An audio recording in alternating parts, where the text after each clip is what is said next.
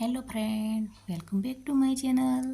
તો આજે આપણે બનાવવાનું છે ઉનાળાની સિઝનમાં એકદમ ઠંડક આપતો એવો છાશનો મસાલો, જે તમે રોજ છાશમાં નાખીને પી શકો અને શરીરને એકદમ ઠંડક આપે અને એકદમ ગુણકારી એવો છાશનો મસાલો આજે આપણે બનાવવાનો છે, જે ખૂબ જ ટેસ્ટી અને ગુણોમાં પણ એકદમ સારો એવો છે. તો આપણે એને આજે બનાવવાનું છે. તો તમે આ રીતના રોજ એને છાશમાં નાખીને પી શકો અને ખૂબ જ હેલ્ધી છે. તો આપણે આજે એને બનાવીશું. તેના માટે આપણે અહીંયા સૌપ્રથમ ફુદીનાના પાનને લઈને સૂકવી લીધા છે. તો અહીંયા મેં એક જુરી એટલે 500 ગ્રામ જેટલા હતા, તો એને આપણે પત્તા કાઢીને આ રીતના એને ધોઈને સૂકવી લીધા છે. તમે ડાળી એમ રાખો તો પણ ચાલે. તો એકદમ સુકાઈ જાય 2 દિવસમાં, એટલે આ રીતના કડક થઈ જાય. તડકે નથી સુકાવવાના આપણે. ફુદીનાના પાન, ધાણા અને મીઠા લીમડાના પત્તા એ બધું આપણે 2 દિવસ માટે એને છોડે સૂકવી દેવાનું છે. જો તમને સુકાણેલું ના લાગે, આ રીતના ભાગે નહીં, તો તમે એને 3 દિવસ જેવું સૂકવી લેવાનું છે. તો આ રીતના એકદમ કડક એવું થઈ જાય, હાથથી તમે મસરોને મસરાઈ જાય, એકદમ ઝીણું થઈ જાય એવું સુકાવા દેવાનું છે આપણે. તો અહીંયા હું મીઠો લીમડો અને ફુદીનાના પાન લઈ લીધા છે, અને ધાણા તો મેં શિયાળાની સિઝનમાં અમારી વાડીમાં હતા એટલે એને દરીને ભરી લીધા હતા. તો અહીંયા હું આ બંને વસ્તુ હાલ તો લઉં છું. તો આ રીતના આપણે એને પત્તા કાઢી લઈશું. તમારે ના કાઢો એમને દારખી રાખવી હોય તો પણ ચાલે, કારણ કે પાછળથી આપણે એને ચારી જ લેવાનું છે.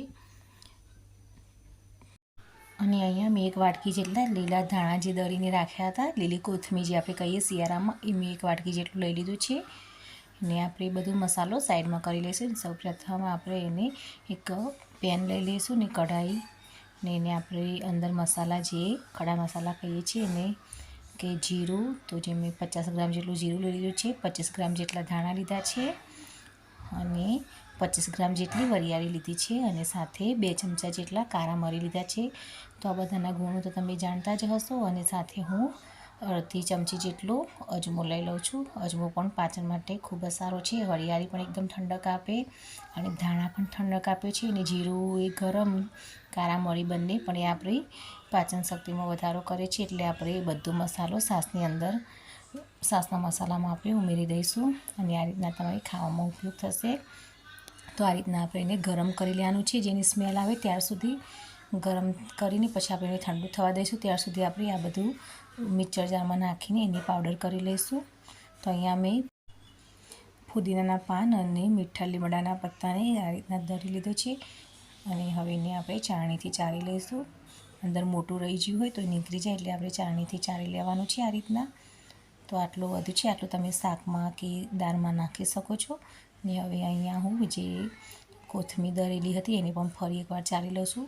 અને આ મસાલા પણ આપણા ઠંડા થઈ ગયા છે, તો આપણે એને પણ સાથે સાથે મિક્સર જારમાં નાખીને પાવડર કરી લઈશું. અને આપણે એને એકદમ નથી ચલાવતા જવાનું, આપણે ધીરે ધીરે અવરું ને અવરું 2 બાજુ મશીન મિક્સર ચલાવતા જઈશું ને પાવડર કરી લઈશું. વધારે તમે ચલાવશો એક ધારો તો બળશે ને એની સ્મેલનો ટેસ્ટ બંને બગડી જશે. એટલે આપણે એને ધીરે ધીરે એને દળવાનું છે. પછી આ રીતના ચાળણીથી ચાળી લેવાનું છે. અને હવે એની અંદર 1 વાટકી, નાની વાટકી જેટલું મેં સંચળ મીઠું અને સાદું મીઠું લઈ લીધું છે. એમાં માપ તમે તમારા ટેસ્ટ પ્રમાણે રાખી શકો છો. અને આ રીતના આપણે બરાબર એને મિક્સ કરી લેવાનું છે.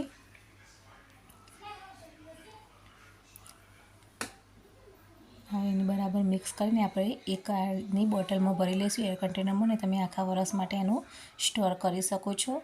તો ચોમાસાની અંદર વરસાદની ઋતુમાં એકવાર તડકો આવે એટલે એને તપાવી લેવાનું, તો આખા વરસ આવો ને આવો જ મસાલો રહેશે અને એકદમ ટેસ્ટી એવો રહેશે. તો એને તમે જોઈ શકો છો કે કલર પણ એકદમ સરસ આવ્યો છે, કારણ કે એને આપણે છોડે સૂકવ્યો તો. લીલા ધાણા અને મીઠા લીમડાના પાન અને ફુદીના એ બધાને મેં સાઈડે સૂકવ્યું હતું, એટલે એકદમ સરસ એનો કલર રહ્યો છે. તો આપણે આ રીતનું બોટલમાં ભરી લઈશું. તો આખા વરસ સુધી એમના એમ રહેશે. ને આપણે અહીંયા છાશમાં નાખીને એનો ટેસ્ટ પણ એકવાર કરી લઈશું. તો અહીંયા મેં 4 ગ્લાસ લઈ લીધા છે. તો એની અંદર આપણે છાશ ઉમેરી લઈશું.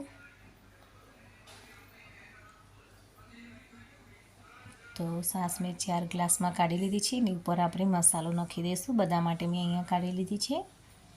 તો ઉપર મસાલો નાખીને બધા ટેસ્ટ કરી લઈશું.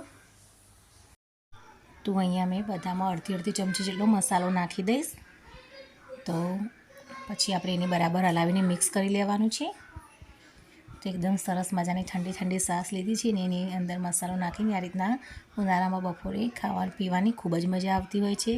તો આ રીતના તમે પણ મસાલો બનાવીને 1 વર્ષ માટે આખો સ્ટોર કરી શકો છો. એકદમ મસ્ત ટેસ્ટી અને હેલ્થી બંને રીતે અને પાચનતંત્ર પણ સુધારે એવો સરસ મજાનો આપણો મસાલો બનીને તૈયાર છે. અંદર મેં વરિયાળી અજમો બધું નાખ્યું છે, એ પણ એકદમ ઠંડક આપે અને અજમો પણ સારું ગુણકારી છે પાચનતંત્ર માટે. તમે જરૂરથી બનાવજો. Thank you.